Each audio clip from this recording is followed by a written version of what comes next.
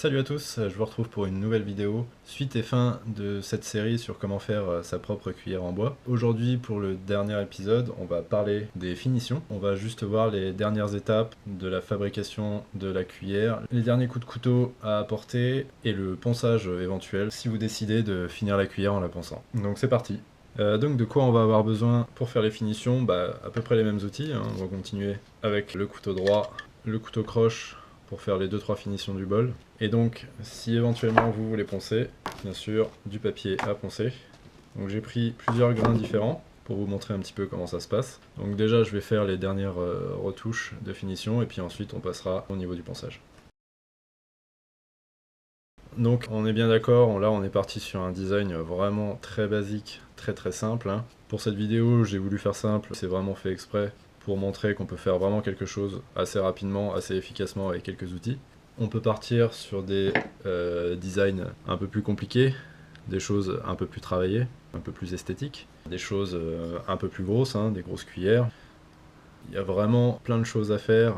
J'ai envie de dire, c'est vraiment votre imagination qui est la limite. Donc là, on est vraiment parti sur un truc simple pour vous montrer les techniques de base pour que vous puissiez ensuite, sans problème, faire des trucs un peu plus compliqués.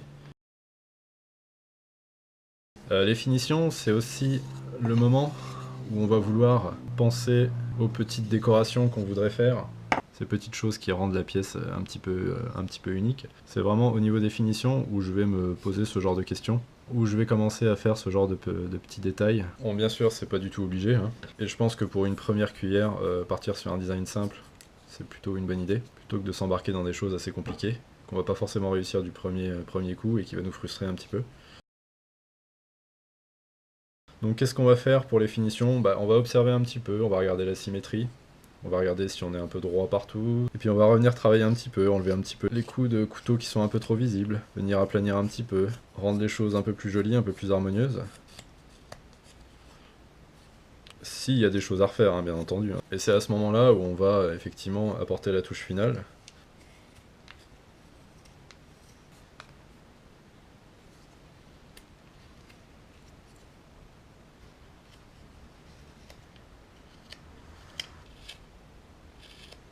Et comme je le disais dans les vidéos précédentes, les endroits un peu compliqués ici, pour obtenir une finition assez propre, assez lisse, c'est justement à ce moment-là où on va revenir travailler un petit peu.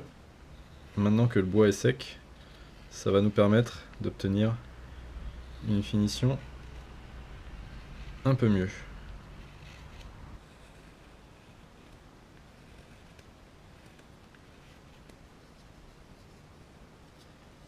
C'est aussi à ce moment-là où je vais venir casser un petit peu les arêtes de la cuillère. Je vais essayer de faire un chanfrein dessus.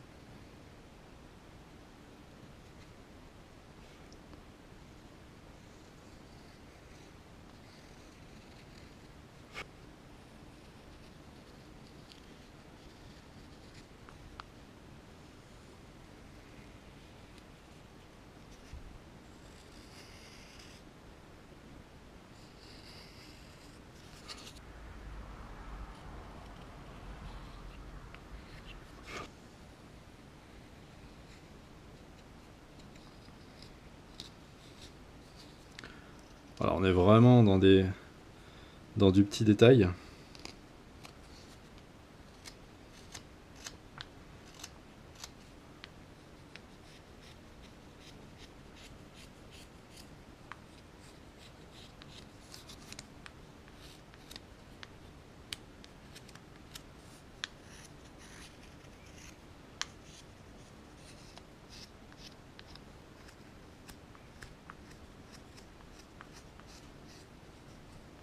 Donc maintenant je vais revenir travailler une dernière fois le bol, parce que comme je l'ai dit dans l'épisode précédent, moi je ne ponce pas le bol, j'aime bien avoir une finition au couteau croche. Après c'est ma méthode, hein. J'ai pas dit qu'il fallait pas le faire, je dis que moi je préférais. Là on est vraiment sur de la finition, je viens pas creuser, je viens vraiment essayer d'enlever toutes les petites marques à l'intérieur, les petites choses qui me plaisent pas. Donc là je suis vraiment pas dans une optique de creuser, c'est vraiment j'effleure à peine pour enlever un peu les marques, pour harmoniser un petit peu l'ensemble. J'utilise la technique du pivot qui est assez efficace pour les finitions. Et je fais vraiment du petit copeau. C'est vraiment, j'enlève un tout petit peu de matière.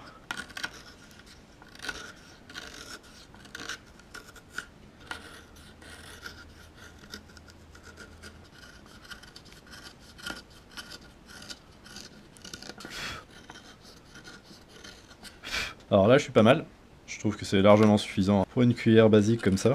Donc je vais pas aller plus loin, par contre je vais vous montrer au passage une petite technique avec le couteau croche. Pour enlever les marques, on va s'en servir comme d'un grattoir, c'est-à-dire qu'au lieu de creuser, on va vraiment venir gratter la surface. Alors toujours dans le sens où on creuserait, hein, pour pas arracher. Vous voyez, ça fait vraiment de la petite poussière. Et le fait de gratter comme ça vient enlever les petites marques qui restent.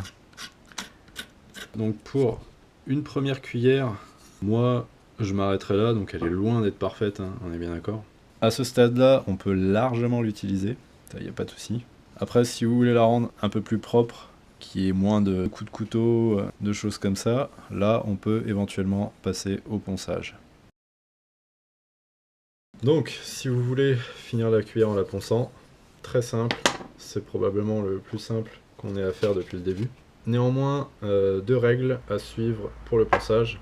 La première, c'est d'utiliser des grains différents, c'est-à-dire qu'on va commencer du grain le plus gros pour aller progressivement vers un grain plus fin. Donc on va commencer par exemple par un grain 80, en passant par un grain 120, ainsi de suite, 150, ensuite 180, etc. etc. Donc c'est pas vraiment nécessaire d'aller vers des grains super élevés, genre 1000. En général, moi je m'arrête aux alentours de 240. Donc là je vais commencer par du 120 parce que le 80 c'est beaucoup trop épais pour cette cuillère. Elle est déjà bien finie, ça sert à rien d'utiliser du 80. Et on frotte. Alors ça peut être très long, très répétitif. Il faut pas hésiter à frotter, à frotter. De temps en temps on s'arrête, on souffle la poussière qui est restée dans le bois, la poussière qui est restée sur le papier de verre, et on recommence. La deuxième règle à suivre pour le ponçage, c'est de toujours le faire dans le sens du fil, dans le sens du grain, du bois. Il faut éviter de le faire à travers le fil, à travers le grain, puisque ça risque de laisser des marques. On peut le faire, hein, c'est pas un problème, mais ça va laisser des marques sur le bois qu'il faudra tout de suite rattraper. De toute façon, il faudra toujours finir par le faire dans le sens du fil, dans le sens du grain du bois.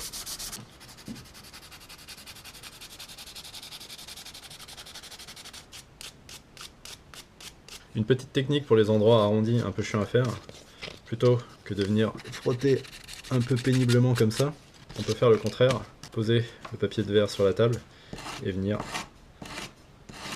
frotter comme ça, avec ce petit mouvement arrondi. Des fois c'est assez efficace. Pareil pour les endroits arrondis ici, qui sont un peu compliqués à atteindre. Faites-vous plutôt un petit bout que vous allez mettre sur le pouce. On va venir s'aider de l'arrondi du doigt pour frotter. Et ça va être un peu plus efficace. Alors dans tous les cas, il n'y a pas de méthode miracle, hein. Le ponçage, il faut frotter pendant plusieurs minutes, des fois même pendant des heures, ça dépend de l'état de la cuillère, mais voilà, ça reste un procédé assez simple, et en quelques temps on peut avoir vraiment un résultat top. Donc là je vais pas le faire jusqu'au bout, mais voilà un peu l'idée quoi.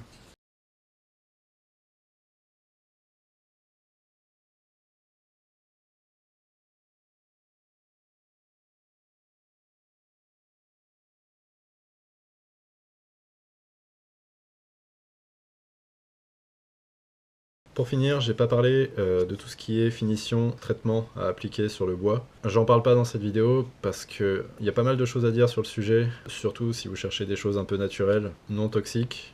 Je pars du principe que pour une cuillère qu'on va mettre dans sa bouche, il vaut mieux pas utiliser n'importe quoi en termes de produits de traitement, de finition. Du coup, j'en parlerai pas dans cette vidéo parce que ça pourrait être assez long. Je ferai peut-être une vidéo dédiée à ça. Sachez également que c'est pas fondamentalement nécessaire de mettre une finition, surtout sur un petit objet comme ça. C'est pas un objet qui va rester dehors, qui va être soumis aux intempéries, donc il n'y a pas besoin de gros traitements dessus. Mais si vous tenez vraiment à le faire, n'importe quelle huile peut convenir.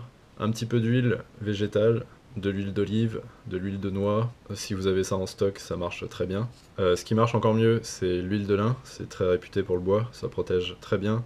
En plus, ça sèche un peu plus rapidement. Vous passez une petite couche dessus avec les doigts ou avec un chiffon. Vous laissez reposer quelques minutes. Vous venez essuyer l'excès d'huile.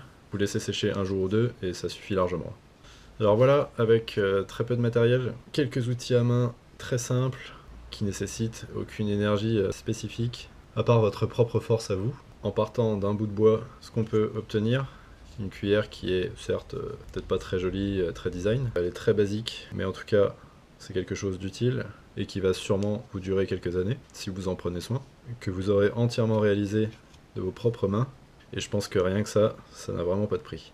Voilà, j'espère que la série sur la cuillère en bois vous aura plu. N'hésitez pas à me laisser des commentaires si vous avez des remarques, des questions, ce genre de choses. Et moi je vous dis à bientôt dans une nouvelle vidéo. Merci d'avoir regardé la vidéo. Si vous voulez en savoir plus sur moi, n'hésitez pas à jeter un œil sur mon site web, mon Facebook et mon Instagram. Je vends des objets en ligne et je propose aussi des stages, des formations sur la fabrication des objets en bois. Si vous avez aimé la vidéo, n'hésitez pas à liker, à laisser un pouce bleu, blabla. Si vous avez une question ou des idées de contenu spécifique, laissez-moi un commentaire. À bientôt sur la chaîne pour de nouvelles vidéos.